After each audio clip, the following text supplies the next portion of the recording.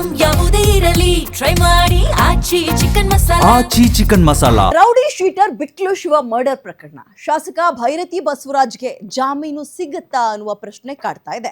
Byrathi Basavaraj bale ಭವಿಷ್ಯ ಇವತ್ತು ನಿರ್ಧಾರ ಆಗುವ ಸಾಧ್ಯತೆ ಇದೆ. ಜನಪ್ರತಿನಿಧಿಗಳ ಸ್ಪೆಷಲ್ ಕೋರ್ಟ್ ನಲ್ಲಿ ಜಾಮೀನು ಅರ್ಜಿ ವಿಚಾರಣೆಗೆ ಬರುತ್ತೆ.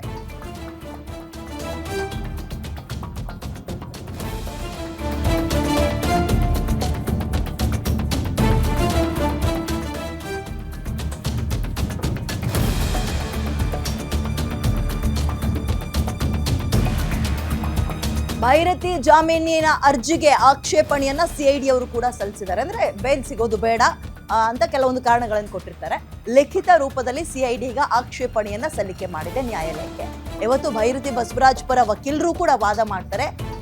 ಅಂದ್ರೆ ಬೇಲ್ ಯಾಕೆ ಬೇಕು ಅನ್ನೋ ವಿಚಾರದಲ್ಲಿ ಭೈರತಿ ಬಸವರಾಜ್ ಪರ ವಕೀಲರು ಕೂಡ ವಾದ ಮಾಡೋದ್ರ ಮುಖಾಂತರ ಕೊಲೆ ಕೇಸ್ನಲ್ಲಿ ಜಾಮೀನನ್ನ ಶಾಸಕ ಭೈರತಿ ಬಸವರಾಜ್ ಕೇಳ್ತಾ ಇದ್ದಾರೆ.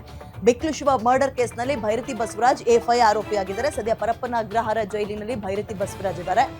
ಇದರ ಹಿಂದಿನ ಡೀಟೇಲ್ಸ್ ನೋಡ್ತಾ ಹೋಗೋದಿದ್ರೆ ಹೋದ ವರ್ಷ ಆದಂತಹ ಮರ್ಡರ್ ಇದು. ಅದಾದ್ಮೇಲೆ ಈ ಸೆಷನ್ ಆಯ್ತಲ್ಲ ಬೆಳಗಾವಿಯಲ್ಲಿ, ಚಳಿಗಾಲದ ಸೆಷನ್ ಆದ ನಂತರ ಭೈರತಿ ಬಸವರಾಜ್ ಅವರು ನಾಪತ್ತೆಯಾಗಿದ್ರು. ಇವ್ರಿಗೋಸ್ಕರ ಲುಕ್ಔಟ್ ನೋಟಿಸ್ ಅನ್ನ ಕೂಡ ಹೊರಡಿಸಲಾಗಿತ್ತು. ಅದಾದ್ಮೇಲೆ ಏರ್ಪೋರ್ಟ್ ನಲ್ಲಿ ಇವ್ರನ್ನ ಹಲವು ತಿಂಗಳಾದ್ಮೇಲೆ ಬಂಧಿಸ್ತಾರೆ.